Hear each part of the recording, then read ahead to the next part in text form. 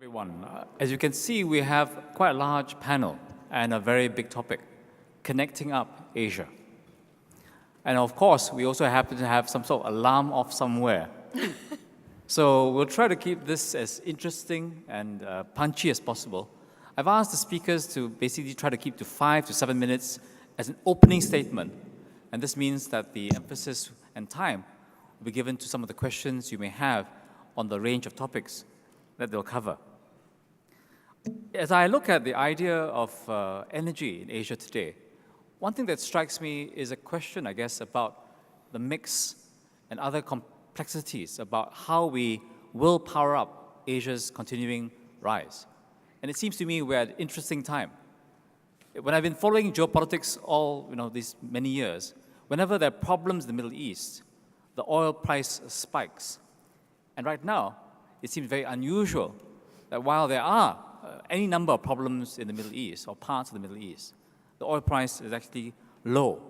Some of it as low as for the last 4 to 5 years. This seems to me that this exemplifies a bit of a change in both the world economy and how we think of energy and that close connection. We are in a time of economic moderation. Growth is not as strong in any part of the world, even here in Asia. It seems also that we're at a time where questions of demand and shifts between different sources of oil, between oil and gas, and between carbon-based energy and renewables are starting to really take shape. And the picture that's emerging will be quite different from what we've seen before. With this, there are certain continuities here in Asia. With Asia's continuing, though moderated, economic rise, there's clearly a demand for energy. And how do we supply it? While the speaker from Germany talked about decentralization, that's also happening here in Asia. But our panel, in a way, is talking about connectivity, not centralization, but trying to get the different parts of Asia to work together on an energy level. And I'm looking forward to this because we've been talking about it for a long time. ASEAN, the region around us, the 10 countries, have been promising an ASEAN grid for many years. And we have to see whether this will start to happen. Initially, with the idea of the shale gas revolution, many of us are gearing up for much more plentiful supply and better pricing, more competitive pricing to power energy from gas. And so it's this that we turn to our panel and a very rich offering from the countries of our region and our partners. We have a number of speakers from ASEAN, as well as from our close partners, both Japan and the USA. And last but not least, we also have the Asian Development Bank. I'll introduce them very briefly. Their CVs are with you, and I'll introduce them as we go along. May I first start with the minister on my right, Minister Ong Kili from Malaysia. Minister, please. Thank you very much, Mr. Chairman, members of the panel, and ladies and gentlemen, the full capacity crowd here. Congratulations again to the organizers. Perhaps a starting point, I just want to touch on the overall area of cooperation between ASEAN. At the last ASEAN Energy Ministers meeting, which was the 32nd meeting last month, once again, the ministers endorsed the cooperation plan on enhancing energy connectivity and market integration in ASEAN.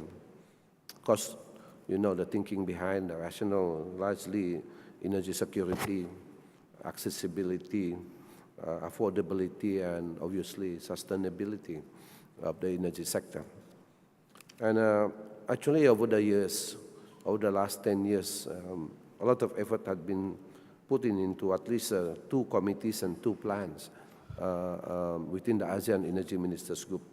And these are the ASEAN Power Grid and, of course, the Trans-ASEAN Gas Pipeline. Generally, things have been slow, but the desire and I think the motivations are strong. But institutional structures differ. Policies also at the individual countries level differ. Pricing, obviously. And so at the progress has been slow. Of course, for us in Malaysia, maybe we are one of the better among the team there, because we are with Singapore. We can import, export both gas. We can borrow each other at the times of difficulty. The same with the southern part of Thailand at IGAT. This year alone, I had to import 6 times when things were short and unfortunate happenings taking place in the internal grid. But looking at the whole ASEAN body as a whole, I think a lot more work obviously needs to be done. And but I think the ASEAN group now on the energy sector, they are ready for action. I think much communication and also understanding has been achieved. There are obviously challenges. One, as I said, is harmonization, the legal and regulatory framework for bilateral cross-border power connection and trade. Of course, technical standards is important. We differ in many ways, but I think these are achievable to look at codes and guidelines for design, construction, operation, and future maintenance of projects. Of course, formulation of acceptable contractual arrangements is also important. Some of our court system differ, and this has been also a hindrance to a large extent. And of course, the financing modalities, ADB, and I think we need to look at this. But back to basic, I think individual countries still would have to get our own house in order, because it's not possible to connect at the borders of each country until we have got our internal grid, at minimum standard and at the right place in terms of its strength, in terms of its capacity. Then, therefore, I think the domestic part is crucial, aside from the policies and the modalities that we need to deal with. But I'm optimistic. I think the team at ASEAN Energy Ministers meeting, they are ready for action if I think we can sort out some of these challenges. Thank you. Thank you, Minister. Domestic is crucial. After all, the ASEAN, while being an association and coming together in an ASEAN economic community, remains 10 individual countries of very different levels of development and readiness, whether generally or for our energy grid. And the minister emphasized that while these plans have been on the table for some time, and he admits they've been slow, he feels they're now ready for action. May I turn to our next speaker, Secretary Aisan from from the Philippines, and ask her how her country feels about its readiness to take part in the ASEAN connectivity. Okay. I'm given 5 to 7 minutes. May I read my paper that I prepared? Asia's rapidly growing economies are expected to be the primary drivers of increasing global energy demand for the foreseeable future. This is due to the region's rising per capita income, urbanization, and increasing reliance on the transport sector, which will greatly boost demand for oil, natural gas, coal, and electricity.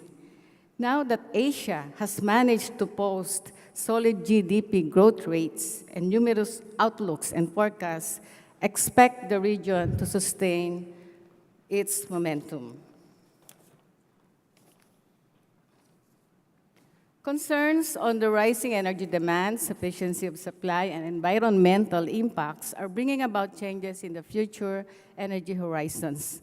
Collectively as a region and individually as sovereign nations, interest on the issue of energy security is drawing us closer to strengthen regional cooperation and work for energy interdependence. The Asia Economic Cooperation, APEC, has laid the framework for the APEC Connectivity Blueprint for 2015-2025, which is expected to be adopted during the APEC Economic Leaders Meeting in Beijing this November. On the other hand, Asian Community Blueprints adopted by leaders in Singapore in November 2007 laid down the roadmap towards an ASEAN community in 2015.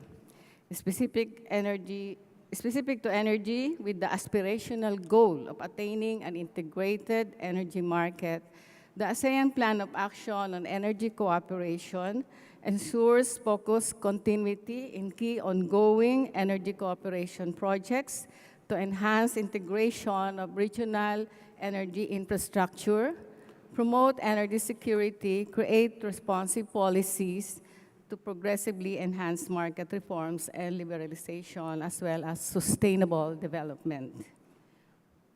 There are two landmark projects on physical energy cross-border interconnection on electricity and natural gas, namely the ASEAN Power Grid, we call APG, and the Trans-ASEAN Gas Pipeline.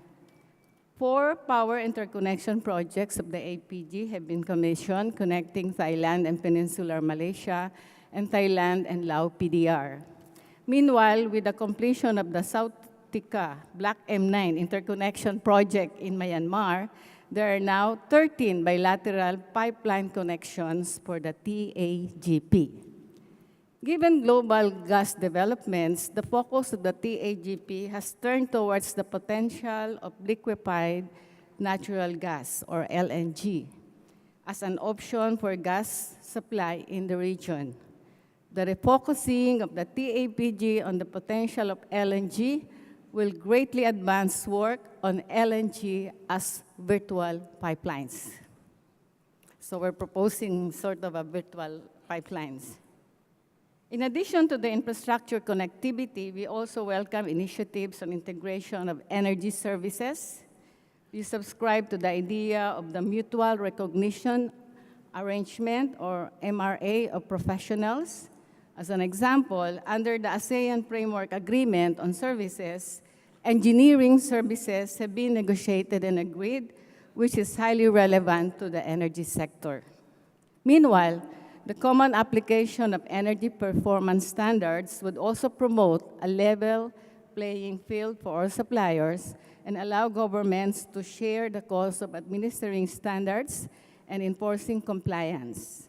Common standards have proven that both manufacturers and consumers can reduce operating costs. We therefore suggest that we harmonize energy performance standards as well as laboratory testing procedures for energy efficiency standards validation. On renewable energy, worth looking at are the initiatives on regional collaboration for the development and harmonization of standards codes for solar PV in the ASEAN, and the Southeast Asian collaboration on ocean renewable energy.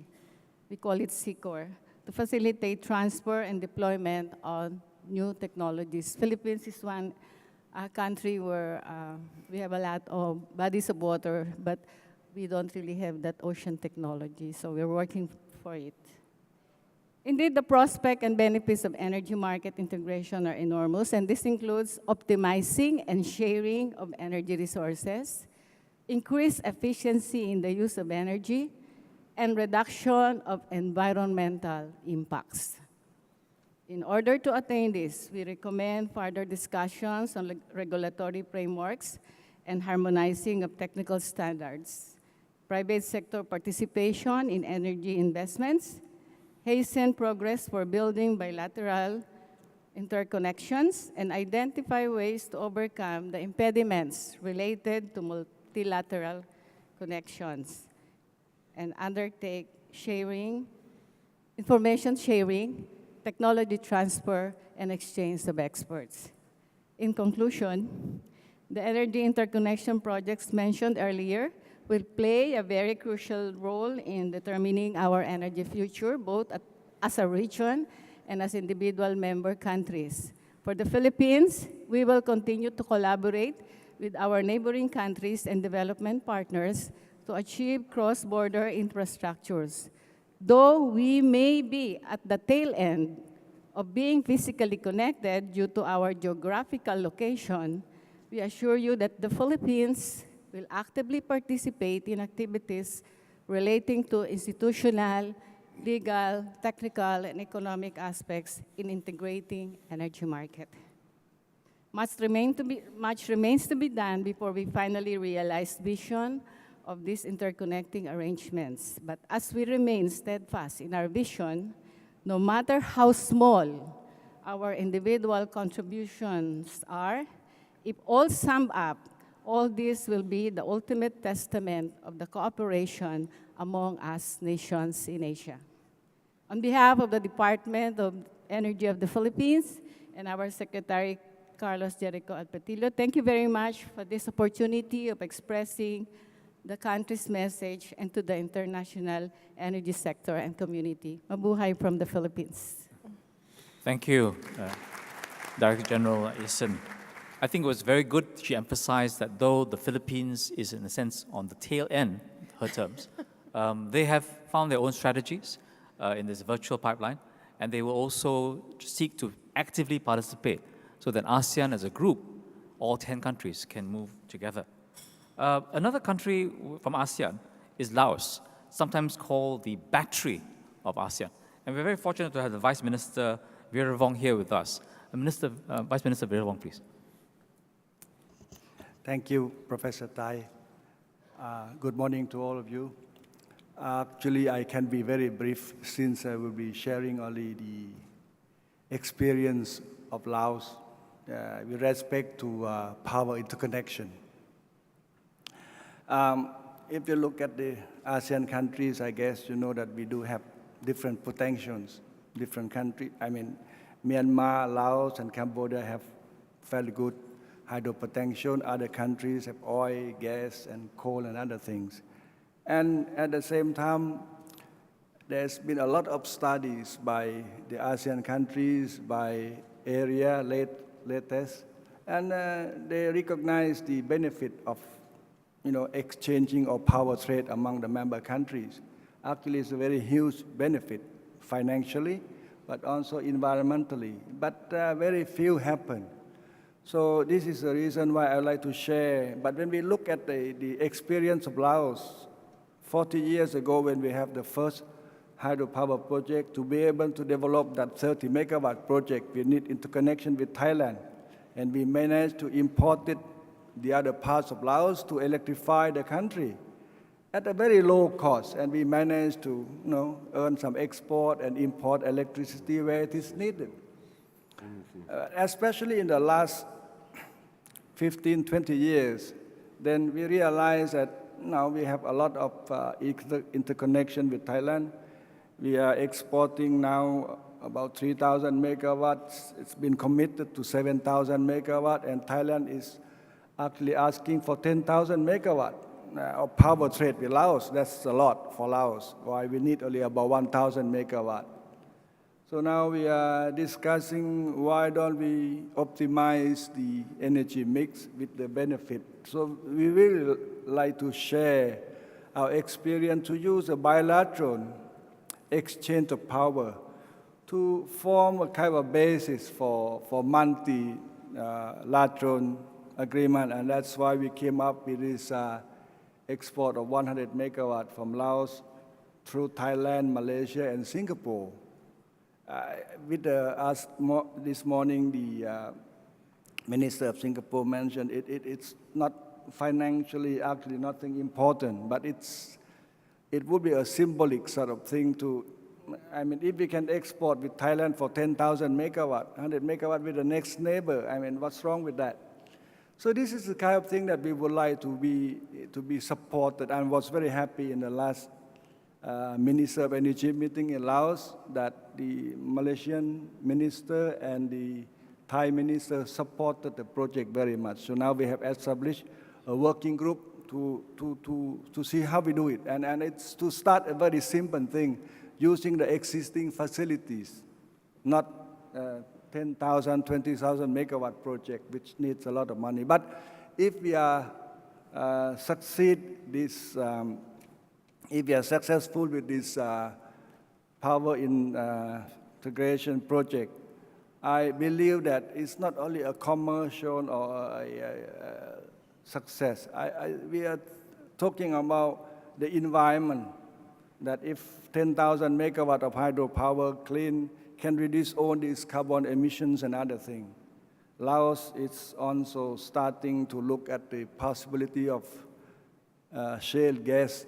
But even if we find it, we still have to think whether we need to use it or not. I mean, why not using all the renewable? Because it will last 100, 200 years, maybe more, if we do it properly.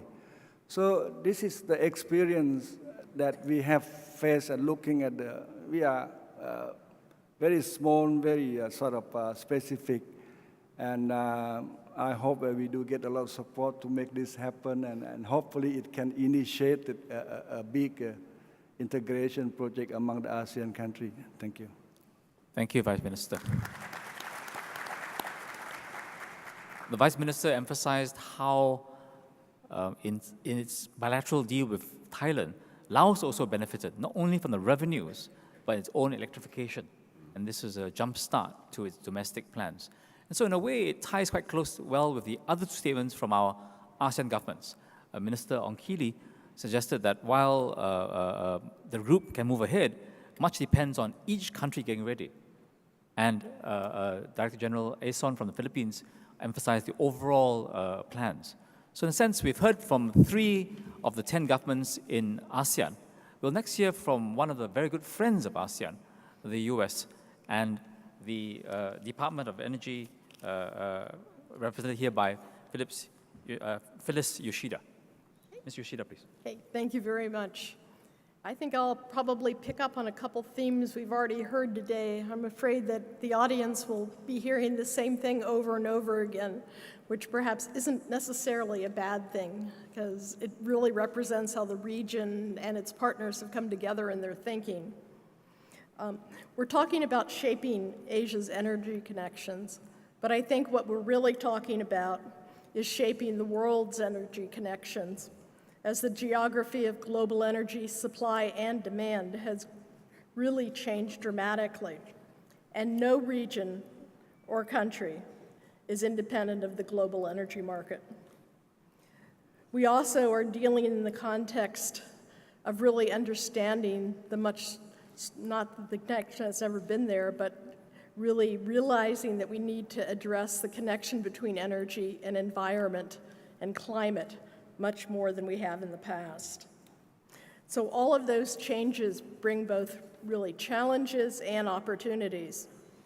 As I said, Asia will need to double its energy supplies by 2030, and it will need to use both supply and demand measures.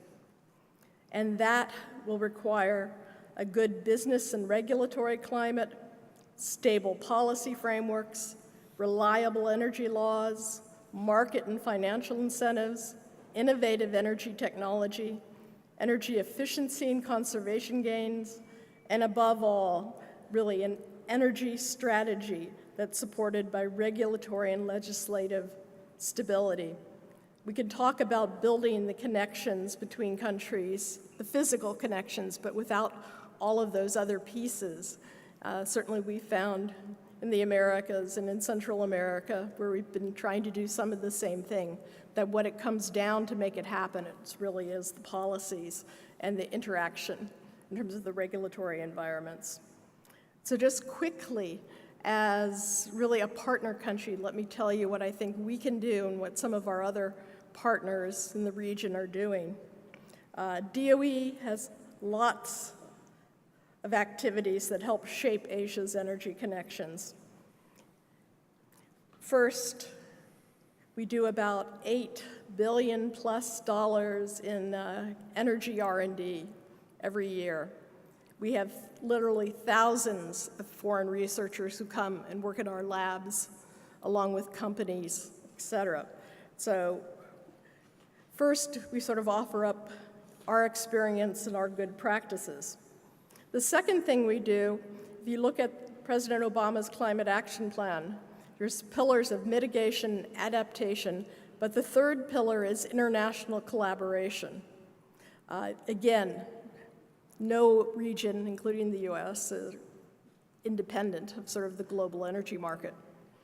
So we try to spend a lot of time working in forums such as APEC, ASEAN, East Asia Summit in this region, where we can link and really work with people on the same issues that we're interested in, really regional energy security, lowering carbon intensity of the energy supply, and really facilitating open trade and investment and joint research and development.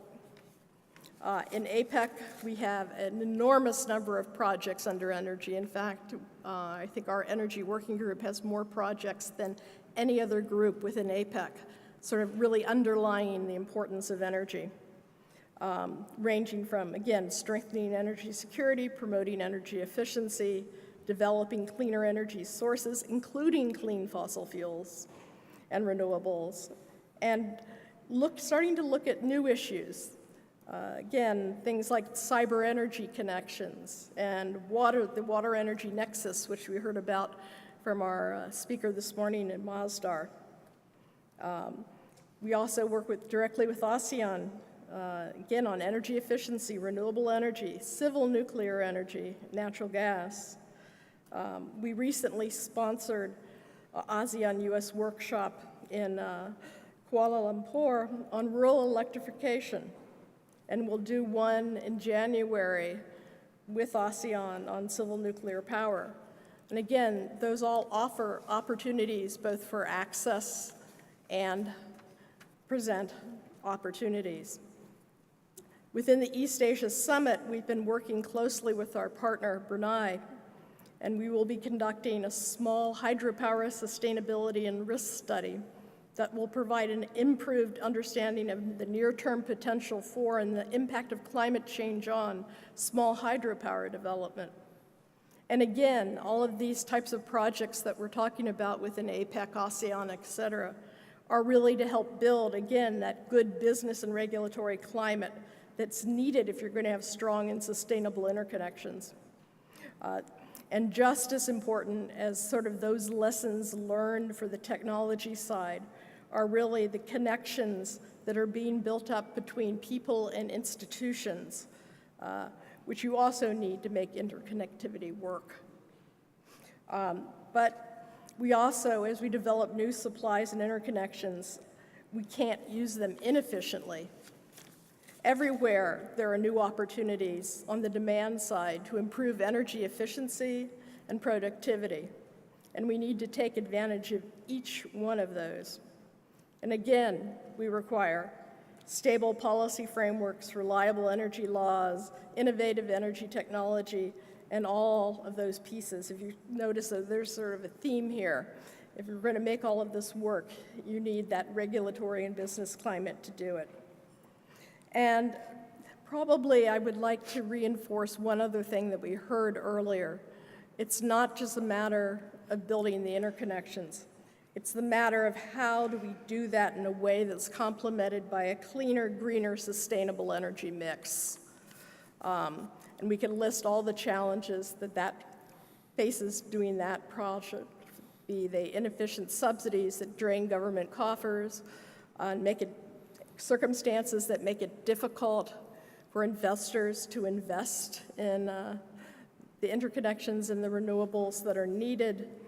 And of course, what we've also heard about the challenge of really integrating all those intermittent renewables and energy sources into the grid.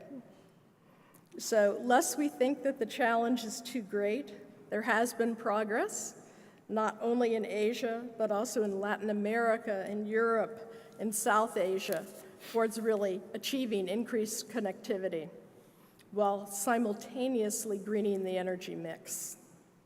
So I hope that someday we won't be sitting here talking about how to increase connectivity in Asia or globally, but that will be just the normal state of affairs. Thank you. Thank you very much.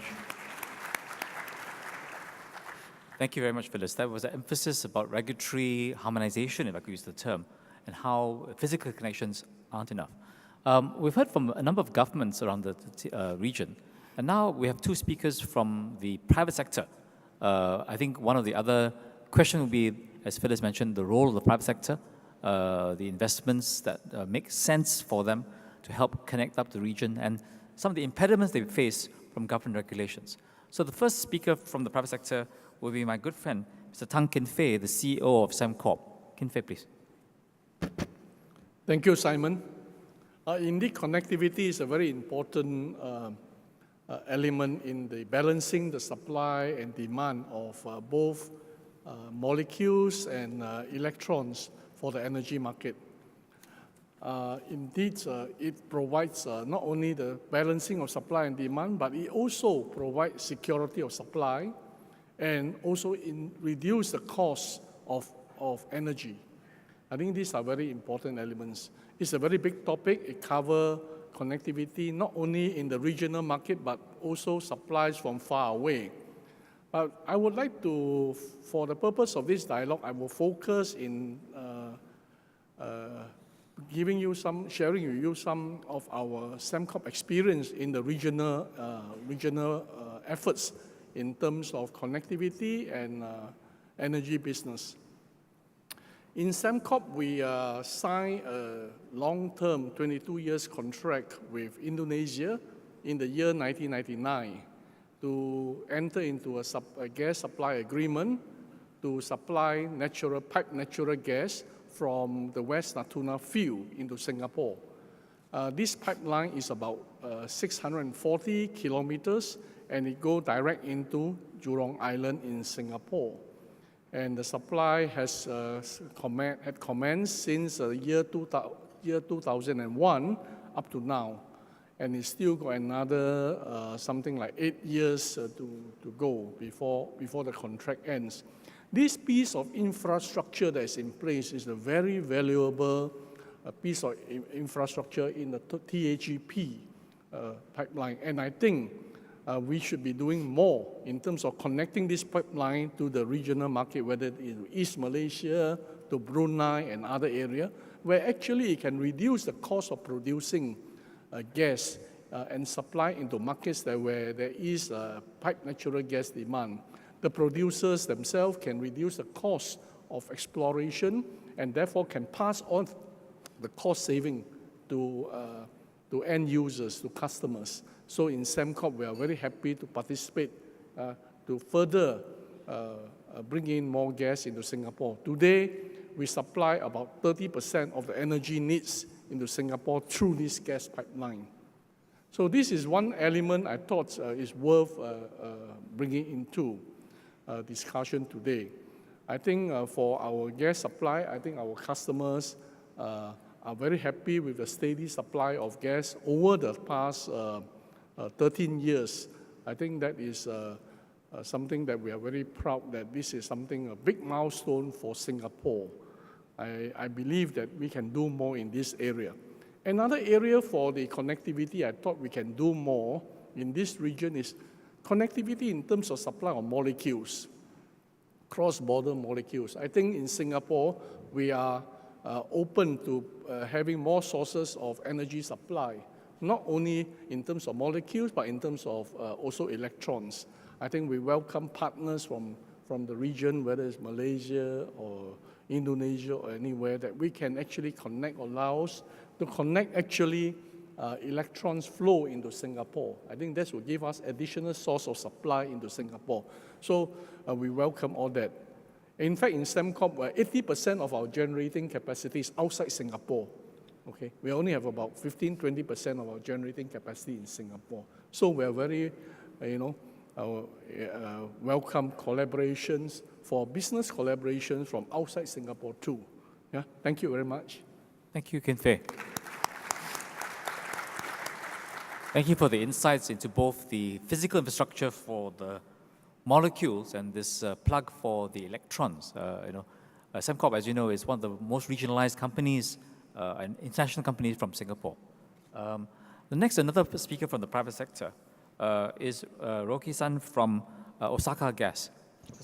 Okay. As one of the person from the private sector, I would like to talk about the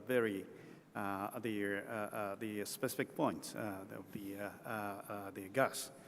As a person from the LNG importer of Japan, an increasing international trade of natural gas in Asia is being made in the form of LNG. There are reasons for this. Firstly, we have underdeveloped international pipelines in the region, unlike Europe and North America. Secondly, an increasing regional demand in the region and the decline of indigenous gas production has resulted in growing LNG imports. Connecting gas markets in the region, therefore, can be made more realistically through LNG, as we expect construction of a number of LNG receiving terminal facilities in the region, rather than a trans-ASEAN gas pipeline network that has been proposed for some time. Interestingly, gas is traded in Asia bilaterally between a seller and buyer in each country, either through pipelines or in the form of LNG, without having gas exchange markets or price markets, unlike in the West.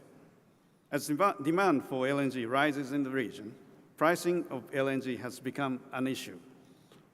It is mainly traded bilaterally with its price indexed to crude oil on a long-term basis. Such pricing mechanism for the LNG long-term contract, which trades huge amount of money without relying on spreads on open pricing markets, involves risks both on sellers and buyers. Spot LNG transactions in Asia that are increasing in volume in recent months tend to be priced higher than those in Europe due to the trend of high long-term LNG prices derived from high crude oil prices. However, such trade should be relying on simple market supply and demand balance. In order to address the problems, it should prove important to see a formation of a mechanism for common price markets in Asia with high transparency and reliability. Recently, many discussions are undertaken about LNG exchange market. However, transaction of LNG can be made even without having exchange markets. It only requires a mechanism for transparent pricing markets. What is required is a mechanism for implementing transfer of the commodity to the delivery point and the formation of a reliable point for transaction with transparent price markers. A good model for such open trading could be a flat screen through which oil products are traded in Singapore. If LNG is traded through such means, a price marker, which may be called something like means of Platts LNG or MOP LNG, can be formulated, which eventually could result in establishing a trading venue or market. Title transfer of traded LNG does not need to be made in Singapore. Since actual LNG is mostly unloaded in Japan and Korea, it should be practical to have a price marker for unloading in Japan on DES basis, which may be called MOP LNGJ or MOP LJ, rather than the MOPS marker on FOB Singapore. This is similar to the MOPJ marker for naphtha trading. As a trading venue for LNG, Singapore has considerable advantage, as it already has traders of crude oil and oil products and the infrastructure for energy trading. If you want to launch LNG trading here in Singapore, all you need to do is to have additional trader for LNG, and certainly there is no need to build back office from scratch. Singapore also has financial traders who may be instrumental in expanding LNG trading with financial instruments. By having a trading venue using MOP LJ as a reliable price marker based on the demand and supply balance, there should be a number of advantages for parties associated with LNG transactions, including sellers, buyers, and traders, and maybe fund providers. Firstly, hedging by price marker will be made easier. Secondly, transactions using spreads on the price marker instead of absolute values become possible, which in turn would reduce risks. Thirdly, using the price marker in the price formula of long-term LNG contracts would enable transactions on prices reflecting market conditions throughout the contract term. In order for MOP LJ traded in Singapore to become the reliable price marker, it will require solid trade volume. For this purpose, certain incentives would become necessary at the time of their launch. Such incentives would include strong government initiative and tax breaks for market participants. Furthermore, such a spot market should have a function of a supply of last resort. Singapore, having LNG tanks for both loading and discharging, and plans for their expansion, would prove to be a strong candidate for performing such market function. In addition, if the LNG bunkering is realized and well developed, Singapore, the center of oil bunkering, would be the place to have LNG trading market based on the physical trading of LNG bunkering. Especially, the LNG bunkering is traded in a small lot compared with the conventional LNG trade of one cargo lot of a large tanker. The LNG bunkering trade would attract more players and develop widely. There exist a number of challenges for realizing transparent market mechanism and reliable price markers for LNG. By addressing challenges, I believe segregated Asian gas markets could be connected and unitized.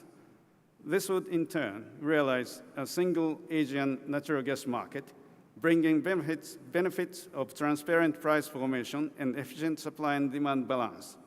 Furthermore, introducing the energy-saving solution by natural gas or high-efficient natural gas appliances, such as innovative burners, boilers, and cogenerations into connected natural gas markets would maximize the value of natural gas, and it will accelerate further growth of natural gas in Asia. Thank you very much.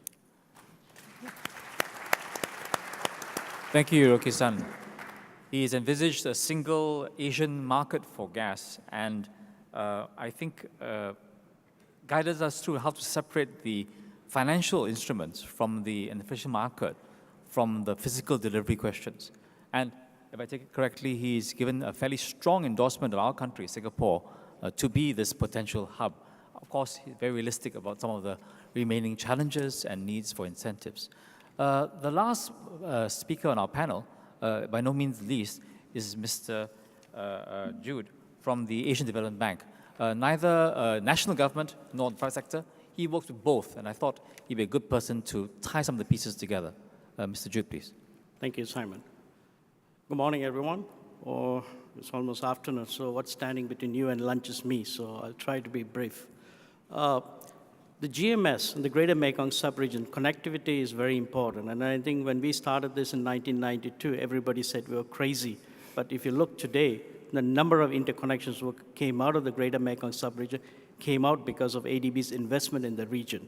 Now, if you look at Laos, as Mr. Virapong has said, you look at regional connectivity as money-making. Laos is making money from Nam Tun 2 to a tune of $2 billion from the Nam Tun 2 for 25 years. I think Nam Yep, you'll make another 700 million. Namgun 3, about 800 million. So a number of hydro projects. So you look at connectivity as making money. But governments have to play a role. Policymakers have to make a role. It's not the private sector alone, but governments will have to make this deal happen. So